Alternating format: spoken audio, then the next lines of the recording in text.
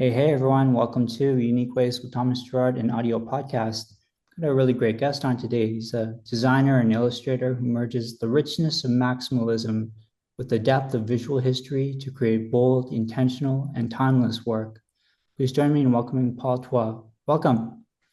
Thanks so much for having me, Thomas. Are you ready for 20 questions? Yeah. Great. Question one, tell me a little bit more about yourself. What do you do? So I'm a graphic designer and illustrator. I often use both those words to describe myself because they're both important to my practice. Um, I grew up in Edmonton, but now I live in Toronto. And since 2024, I've been running my own practice. So I'm still in the early stages of that journey.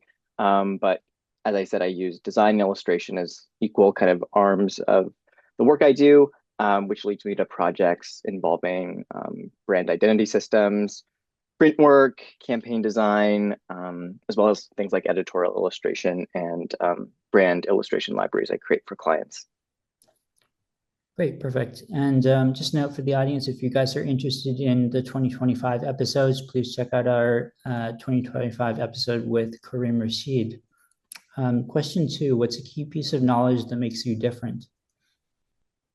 Um, Something that some people might not know, but sometimes comes up when I think about the way I work differently is I was homeschooled until I went to high school. So I went to a public high school, but I was home educated in the years before that, which I think there's one thing about homeschooling that sort of gears towards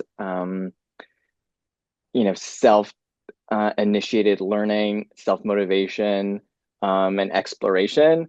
So it doesn't surprise me now when I think about it that I kind of on my own as a freelancer and independent studio, because I think that was a seed that was there by being homeschooled. I also think it probably at an early age allowed me to explore more of the art making and pursue it as a career.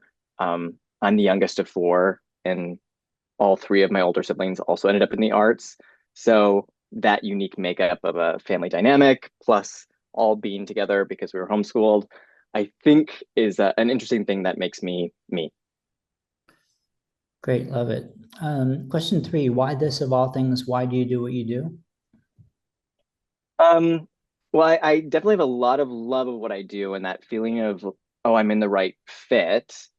Um, I think I often point to this moment when I was 12 and I did a comic book making summer course. I think it was like a week long thing. And I had some homework every day to take to the next day's class. And I remember working in the evening and saying to myself, oh my goodness, I really love this type of work and am so enjoying the process of making that that was a very guiding feeling that I'm sort of always searching for. And I don't get it with every project now working as a designer, but I do think it's a rare thing. And I have felt it on certain projects that are such, one of those, I can't believe I'm getting paid to do this moment. And that takes me back to like my 12-year-old self who had that, insane desire to keep going at the art of being like an illustrator and designer. So um I think there's just a joy that comes from um, making work and seeing that work out in the world. And then also because it's so visual, being able to look back and see improvement and growth and almost like a journal or an archive of all the things you make. That's something I get really rewarded by. And that compounds over time the more things I put out into the world. Nice. So some people struggle with number four, and the question is, what does your future look like? Yeah, it's tricky to know, right?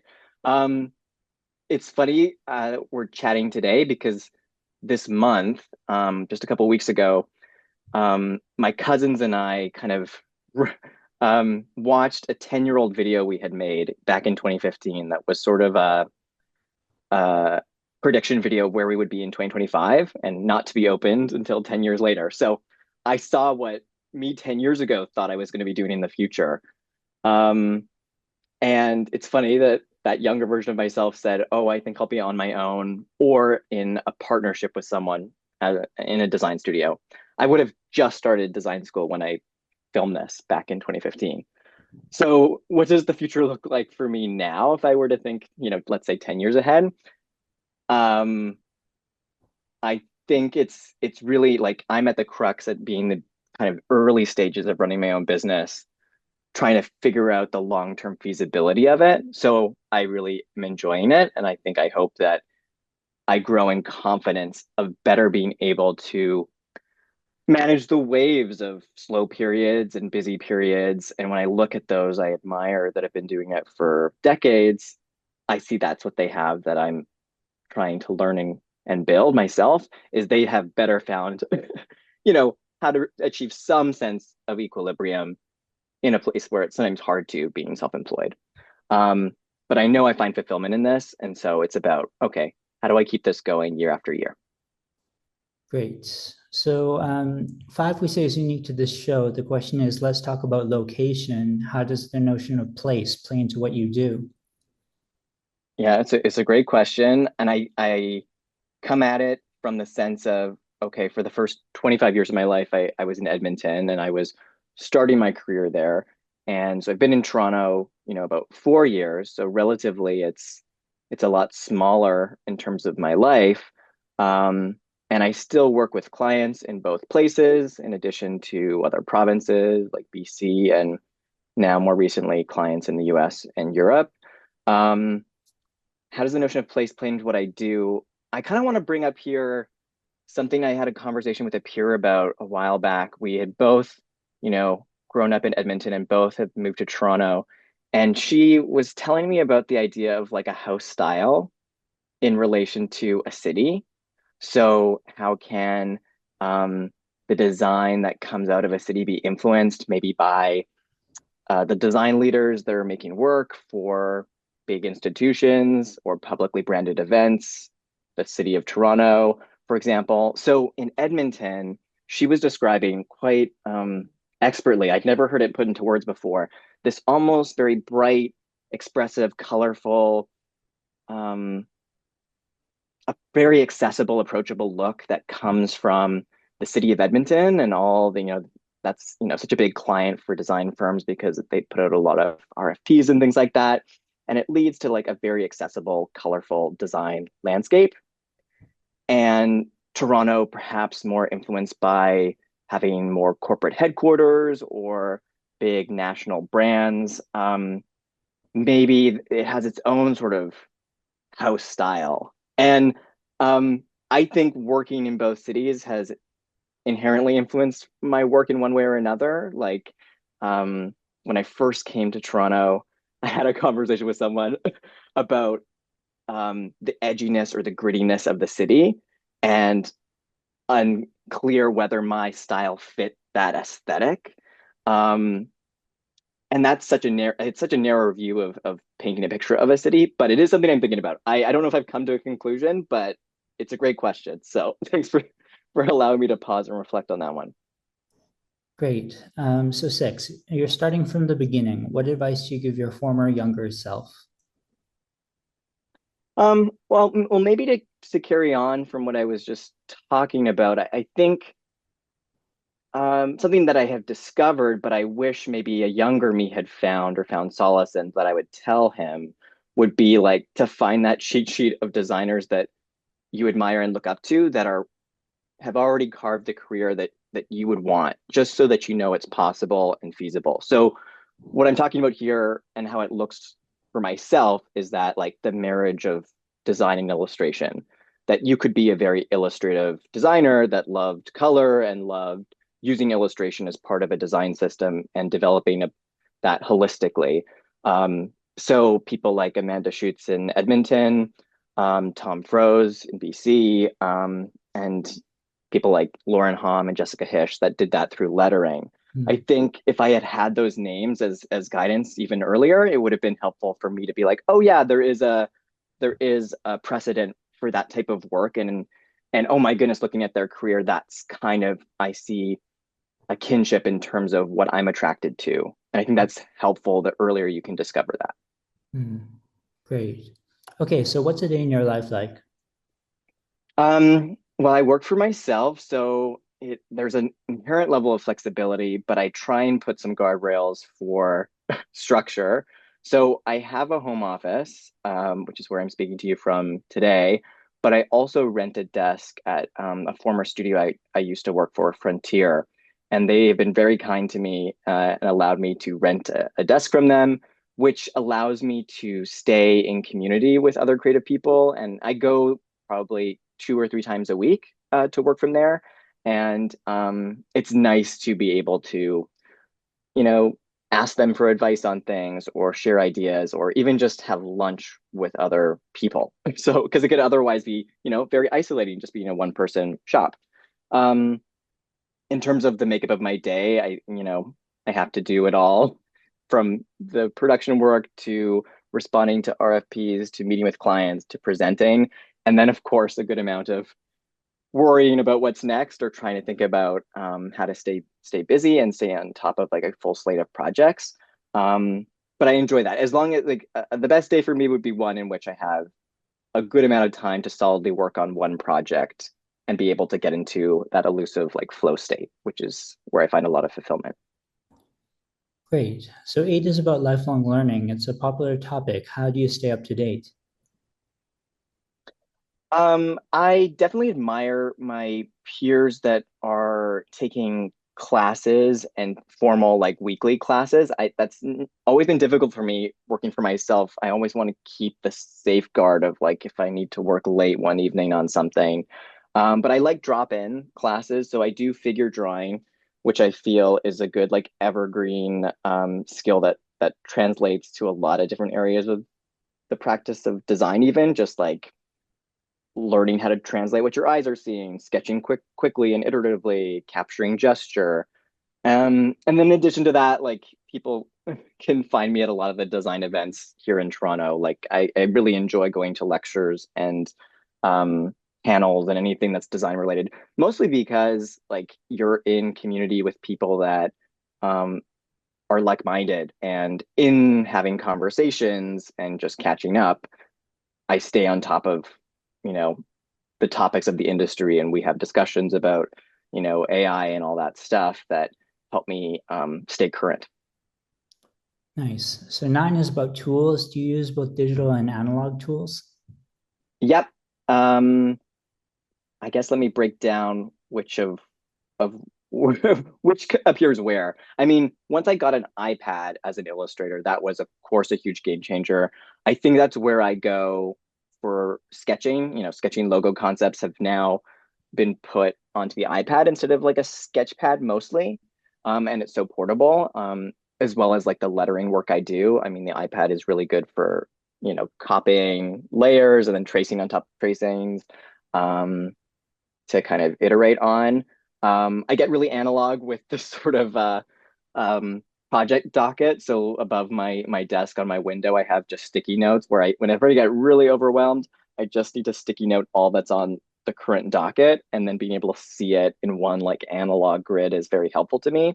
Hmm. And then I time track everything, whether or not that's in the structure of the client, like if I'm billing hourly or project based, I time track everything through an app, and that's one of my most important digital tools, honestly. Great. So halfway number 10, work-life balance, life-work balance. How do you deal with it?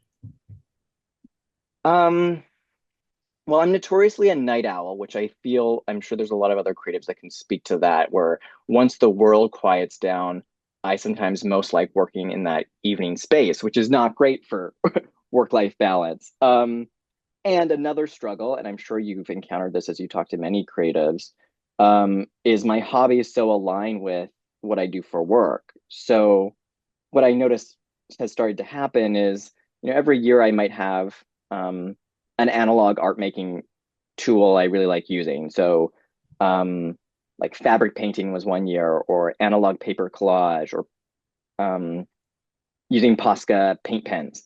And then slowly each of those would somehow, I'd share them online and someone would commission something related to that, which I thought was so great because, oh my goodness, I'm turning what I love into something for my business. But then such tools almost kind of lose their complete separation from the commercial world, which is important to have. So I do think dealing with work-life balance and dealing with like a personal art practice that's separate from business is a constant pursuit, and one where I'm always trying to find a new technique that can be explored free of any deadlines, knowing that that might not always stay that way, and that's okay. I enjoy that I can use that as techniques, practice them on my own time, and then use them for projects.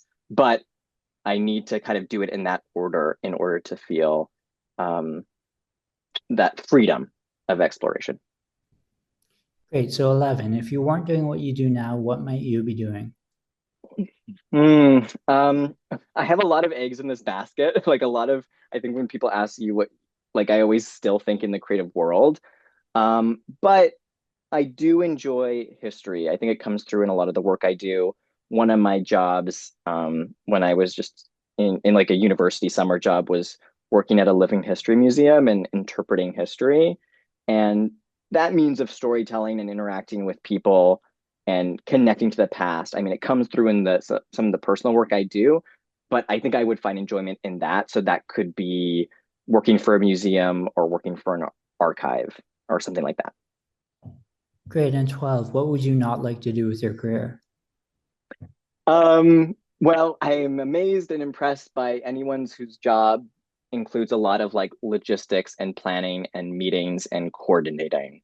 I think I'm still kind of like my childhood self that hated talking on the phone. I have a lot of meetings, but I'm glad I don't have as many meetings as some careers do, and I wouldn't want it to overtake my days. So that's what I would not like to do too much of. And a favorite word, quote, or sentence? I'm gonna give you one. It's horror vacui, which is a Latin word for fear of empty space. And I'll pick that one because I think it was so helpful to know that there was this word for maximalism, really, and like the visual stimulation of full imagery, things like William Morris's pattern making or Keith Haring. Like I was always drawn to really full images. Mm. And even in design, I really, more than let's say a minimalist, am drawn to creating work like that. So that horror vacui was a very helpful, that discovery of knowing there's a word for something that you thought you couldn't describe. So I love that one. Great. And how about a least favorite word, quote, or sentence? Um, Whenever I'm writing about design or a rationale for something, and I'm using the words bold, um, I try and I try and stop myself. I'm victim to this all the time just because I think it's overused and doesn't really describe things, when I'm trying to say, eye-catching or impactful or loud. So whenever I use the word bold, I'm like, okay, Paul, push for something a little bit more descriptive. And then similarly, maybe a close second would be when I'm describing something or when I'm in the classroom and I'm talking to a student and I say something's interesting. I'm like, okay, we can do better than that, Paul. Try to be push the brain to describe something with better clarity. So bold and interesting. Great. And 15, you're choosing one word to describe yourself. What word do you choose? Um, Probably diligent. I think a diligence to like the creative practice and that diligence I saw with like my 12-year-old self at the drafting table sketching. And I think it's a good call to action for myself to always be diligent and that it pays off over time. And to be, I guess there's also like a sense of loyalty that comes from diligence too. And I like that. Great. And what keeps you up at night? Like a lot of people that are work for themselves, it's probably sustaining, the independent practice. So I feel like I'm in my dream job in a way right now, which is good. Sometimes I don't often remember to reflect on that. But at night, when I finally catch up to all my thoughts, it's about, okay, how do I keep this up and and get myself to a place where I believe I can maintain it too, because that's half the battle, I think. Great. And final stretch here. What's a dream you're chasing? People that know me have heard me talk about this a lot. That my dream job is designing for the Olympics, partly because the Vancouver 2010 Olympics was something I saw as a kid that made me most inspired to be a designer, specifically the visual system of kind of the illustrative graphics that appeared on the sides of the hockey arena and on the banners, that beautiful like sea to sky tapestry that was made. So that's like designing for the Olympics is a dream that's possible, but also involves a bit of luck and a bit of being right place, right time. And I think it's a good one to be chasing because if it doesn't happen, it's okay. But I already see how in saying it, people remember you've said it or that's something you think about. And sometimes that can lead to beautiful kismet opportunities. Great. And 18, what inspires you? I often say that history in the past inspires me. So, one of the big things I've been working on uh, in my personal practice is this like annual year in review that I do, which is sort of an illustrative recap of the past 12 months. I do it every December. Um, and what I do is I draw, recent events from pop culture and politics and global events, but I do it in a different style from art history. So it's very clearly an evergreen inspiration for me. One year it was in the style of illuminated manuscripts. Another year it was Greek vase paintings, and then this last year it was the Vienna Successionists. So I think the past is always a well to draw inspiration from, and I'm specifically interested in what happens when we.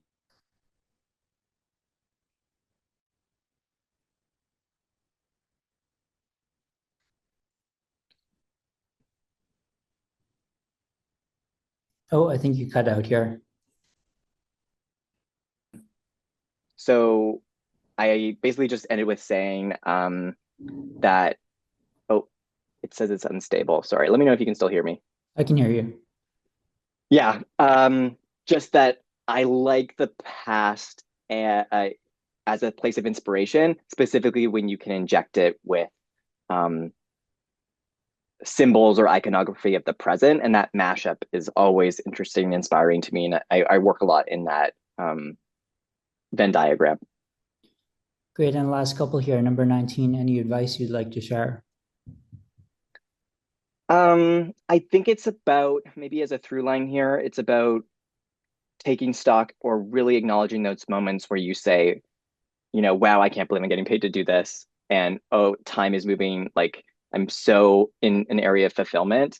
Maybe in the last couple of years, I could count on one hand the time that's truly, really happened in a powerful way.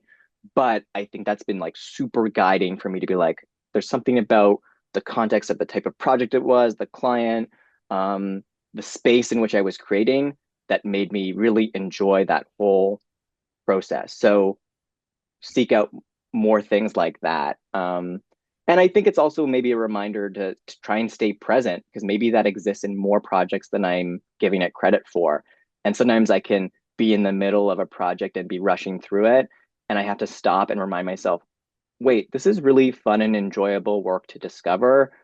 Trying to stay present in that work, I think, can lead to more fulfillment. Great. And finally, number 20, how can our listeners keep tabs on you and what's our call to action?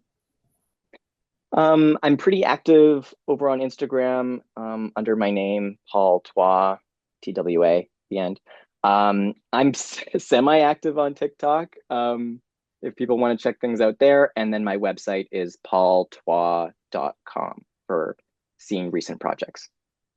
Awesome. Well, thanks so much for joining today. I love connecting the East and West of Canada, recording Yeah, from Vancouver. So, such a pleasure to have you on. Thanks so much. thanks so much, Thomas. What a great archive of designers you've spoken to. Really cool to see. So thank you. Thanks.